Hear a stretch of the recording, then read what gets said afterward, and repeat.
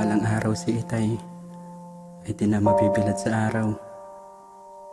Balang araw si Inay ay di na mahihirapan na pagkasyahin ang kita ni Itay sa araw-araw. Balang araw si Inay, balang araw si Itay ay makatitikim din ng maginhawang buhay. Kayo ang nag-aruga sa amin mula sa pagkabata, patuloy na gumagabay kahit hanggang pagtanda. Busog sa pangangaral at pagbibigay ng payo na aming dala-dala saan man kami magpunta.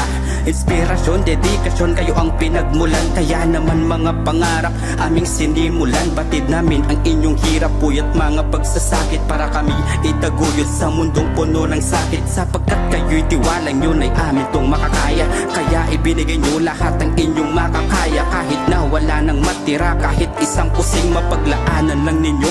Gusto naming marating, walang katapat na salapi ang inyong paghihirap. Ngunit dapat namin itong suklian na pagsisikap. Dahil para sa inyo po ang lahat ng ito, sapagkat kayo'y magulang namin at mahal namin kayo. Oh, mahal namin Itay at Inay, kami naman ang sa inyo po ay aalalay.